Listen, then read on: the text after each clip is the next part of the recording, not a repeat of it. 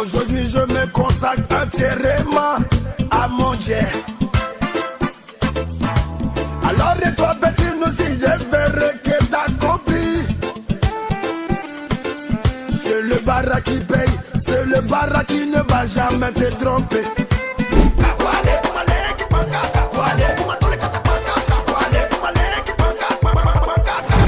Comment un homme né dans la modestie et qui a confronté l'adversité toute sa vie a pu s'élever au rang de légende de la musique ivoirienne et a su rayonner dans toute l'Afrique grâce au coupé décalé. Voici l'histoire de DJ Arafat, un homme qui a redéfini son destin et a pu laisser un héritage inoubliable. DJ Arafat n'est pas seulement un artiste talentueux, il était aussi une force de la nature. Sa vie est l'exemple parfait de ce qu'on peut accomplir en ayant une vision, en prenant des risques et en travaillant sans relâche. Dans cette vidéo, on va explorer les étapes marquantes de son parcours, comprendre comment il a transformé chaque épreuve en opportunité et à tirer des leçons inspirantes de son incroyable ascension. Que vous soyez fan de sa musique ou non, si vous êtes en quête de motivation, croyez-moi que cette histoire va fortement vous inspirer. Yes, salut l'équipe, j'espère que vous allez bien, c'est votre gars Khalil. Comme d'habitude, on se retrouve encore une fois. Aujourd'hui, on va parler de l'histoire de DJ Arafat, comme je l'ai expliqué. Franchement, c'est un artiste qui nous a tous marqués, surtout en tant qu'Ivoirien. C'est quelqu'un qui a vraiment laissé une trace indélébile dans nos cœurs et puis dans nos oreilles, etc. C'est quelqu'un qui a toujours été un peu borderline, etc. Il avait son comportement, voilà, c'était un vrai garçon. C'était surtout quelqu'un qui avait énormément d'ambition pour sa musique, pour la Côte d'Ivoire et pour l'Afrique tout entière.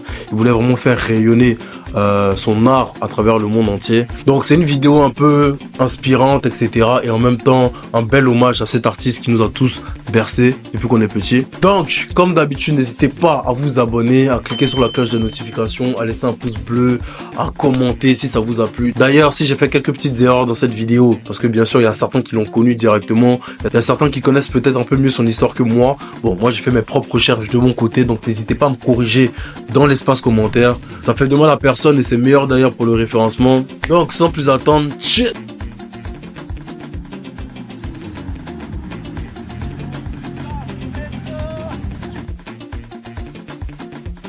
DJ Arafat, de son vrai nom Ange Didier Ouon, fils de Tina Glamour et de Pierre Ouon, surnommé Wumpy, est né le 26 janvier 1986. Sa mère était une chanteuse très controversée, qui faisait des frasques vraiment à gauche à droite, souvent jugée pour ses pas de danse sur scène et son style trop audacieux. DJ Arafat a été élevé dans cette atmosphère médiatique où sa mère était souvent dépeinte comme vulgaire et même obscène. Du coup, DJ Arafat a grandi avec cette image de sa mère qui n'était pas vraiment top. À son adolescence, il était déjà livré à lui-même. Dès l'âge de 11 ans, il a commencé à traîner avec des gens vraiment peu fréquentables, qui étaient déjà liés au monde du banditisme local.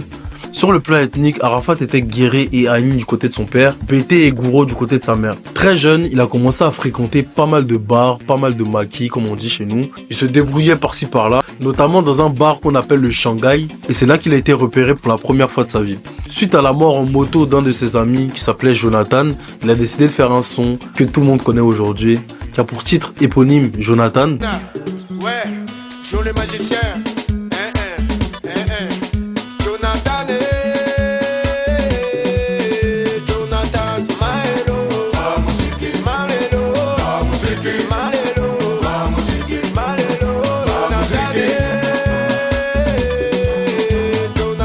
Il était propulsé au devant de la scène en une seule musique. Par la suite, il a décidé de faire son premier album qui a commencé à faire un peu de bruit. Sollicité en France grâce à cet album, le promoteur du spectacle et directeur de KD Productions, Désiré Quadio, a organisé une tournée pour Arafat. Donc pour la première fois, il a foulé la terre de France et est venu s'installer sur Paris. Initialement, c'était pour 2 mois, mais très vite, Arafat n'a pas voulu partir du pays. Vous savez très bien comment ça se passe la France, il n'a pas fait long feu. On l'a viré très rapidement. Pendant ce temps-là, il essayait vraiment de quêter comme on dit. Il partait se produire dans des petits bars africains à gauche, à droite et tout. Et puis il vendait des CD dans la rue. Je sais pas si vous vous rappelez à l'époque, à Port de Clignancourt pour ceux qui étaient en France et tout. Et grosso modo, les gars qui vendent des CD bizarres, c'était Arafat. Il a finalement été arrêté par la police et a passé 1 mois au centre de rétention administrative avant d'être expulsé vers la Côte d'Ivoire. Donc son séjour en France a été écourté. Ce retour forcé aurait pu être un échec cuisant, mais Arafat le transforme en opportunité. Il revient avec une énergie renouvelée, prêt à conquérir la scène musicale ivoirienne. Entre-temps, il avait sorti un deuxième album intitulé Femme en 2005, dont la production est faite par David Monceau et la communication, l'infographie par le génie ivoiro-algérien Bébé Chel, puis à un album en collaboration avec Mewe en 2006, et un single intitulé Abidjan Paris. On joue avec Christy B en 2007, pour ceux qui se rappellent de Christy B. Oh là là là là, la référence, oh, dans les souvenirs, hein, franchement.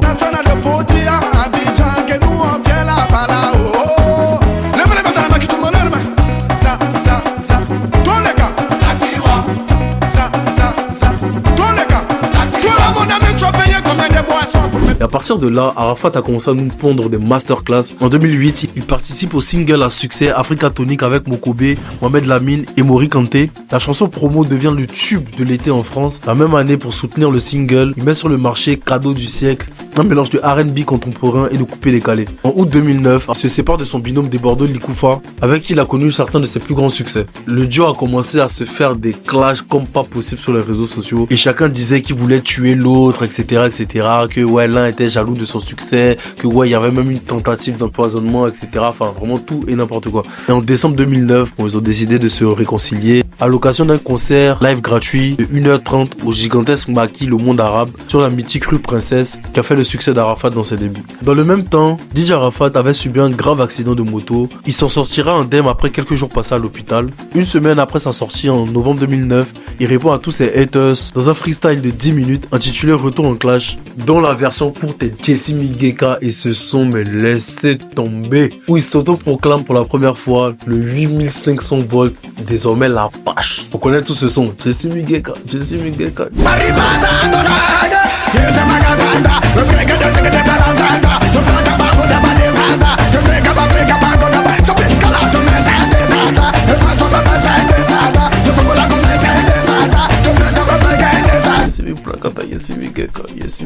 Bref, en 2010, il devient le premier DJ du coupé décalé à faire un concert solo dans la plus grande salle de Côte d'Ivoire qui est le Palais de la Culture d'Abidjan. Chacun de ses singles qu'il a sortis depuis étaient des grands succès parce qu'il accompagnait toujours ses musiques de pas de danse qui étaient juste inoubliables.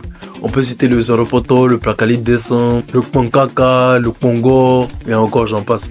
D'ailleurs, qui sont des danses qui sont dansées aujourd'hui par des TikTokers, mais ils savent même pas ça vient de qui. Inspiré par Lil Wayne, dans cette zone, il commence un peu à s'approcher du hip-hop. Il teste un peu de tout, quoi. Il fait de l'électronique, il fait vraiment de tout et n'importe quoi. C'est là que ses surnoms ont commencé à péter de partout. Le Sao Tao, le Yoruba, et j'en passe. Et c'est là qu'il a sorti le Lushi R&B. Vraiment, là, on avait tout gagné. Il avait tout fait. Il disait vraiment rien de bon dans ses sons, mais au moins, on se comprenait, puis la vibe était là. Parce que c'est avant tout un DJ, quelqu'un qui maîtrise la musicalité avant les paroles, en fait. En 2012, à seulement 26 ans, il reçoit 2 prix, celui du meilleur artiste africain de l'année et celui du meilleur artiste masculin de l'Afrique de l'Ouest au Cora Awards, ce qui est une consécration pour lui. Un sacre qui le positionne comme un des ambassadeurs de la musique africaine dans le monde entier. À partir de là, il a commencé à faire des grosses collaborations avec des artistes africains comme Davido au Nigeria, Toufan au Togo, en passant par Jim Martins au Nigeria, Fally Ipupa et j'en passe. C'est là qu'il a vraiment commencé à enchaîner les clashs avec tout le monde, avec Serge Beno notamment, Jesse Matador, ton cuidor, pour ceux qui ont la ref. Jesse Matador, ton cuidor. Nous on parle pas, vous voyez que c'est le matin ting. Voilà, ok. Donc, toi, quand tu as chanté décalé Guada, le mot décalé déjà là, ça veut dire quoi? Ça veut dire ton père ou ta mère ou bien ça veut dire tes aïeux. Faut choisir entre les trois là d'abord, avant de mal parler du coupé décalé.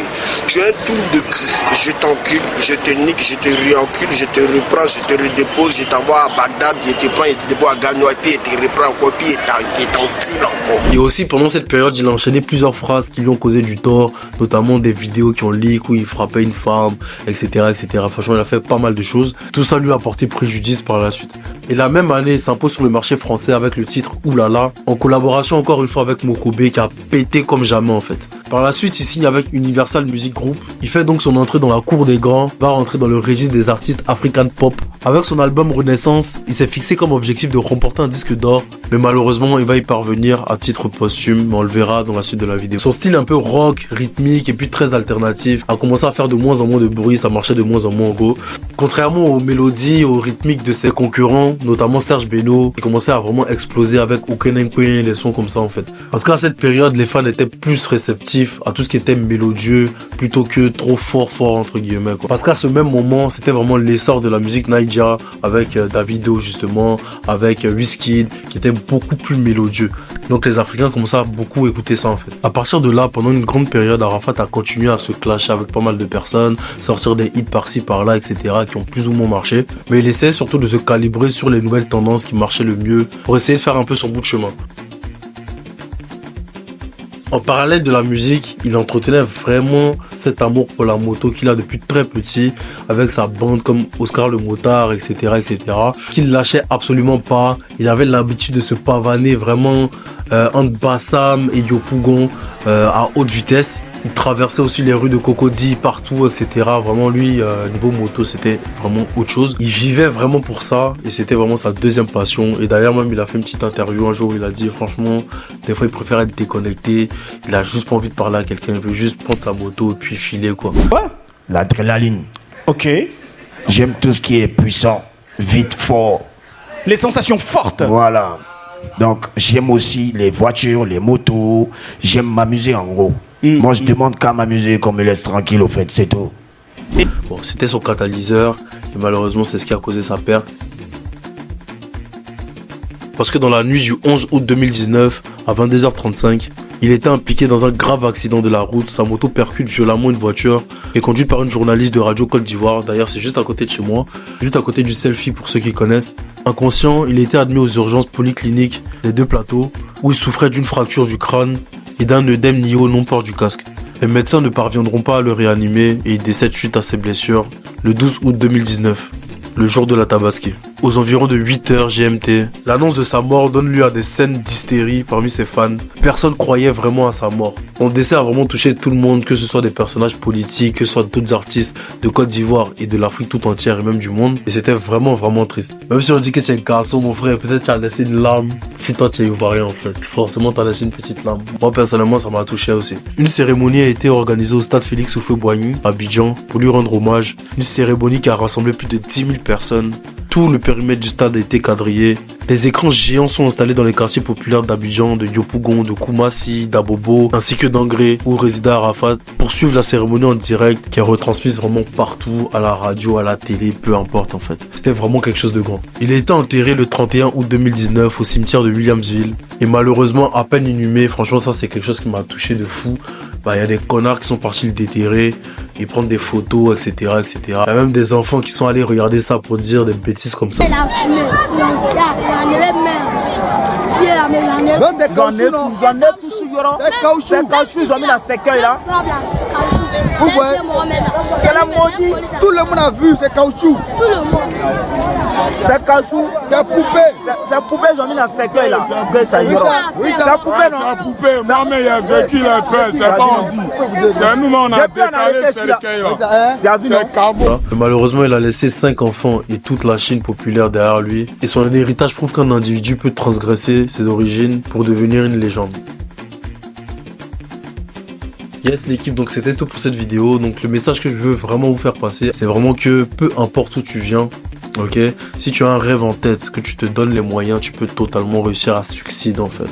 Si tu t'entoures de bonnes personnes, peu importe ton comportement, peu importe ton caractère, les gens vont t'aimer pour la hargne, la fougue et la vision que tu as. Certes, c'était un artiste qui était beaucoup controversé, comme XXXTentacion par exemple, ou comme tant d'autres. Mais en tout cas, la plupart des gens qui le connaissaient et que moi je connais, qui sont autour de moi, etc., ils disaient tous que c'était quelqu'un de vrai, quelqu'un d'honnête. S'il t'aimait réellement. S'il t'aimait pas, il t'invitait à aller te faire foutre en fait. Et c'est ça qu'on appelle quelqu'un d'authentique. Ceci étant dit, si vous avez kiffé la vidéo, n'hésitez pas à vous abonner, à cliquer sur la cloche de notification, à laisser un pouce bleu, bien sûr à commenter cette vidéo si elle vous a plu. Comme je l'ai dit au début de la vidéo aussi, j'ai fait quelques erreurs, ou bien même que j'ai omis d'émettre certaines informations, n'hésitez pas à me corriger en commentaire. Si vous kiffez ce format d'ailleurs de vidéo, n'hésitez pas à me le faire savoir en commentaire, ou bien sur mon Instagram que je vais mettre quelque part ici. Donc c'était Khalil Hustle, en ensemble, cheers.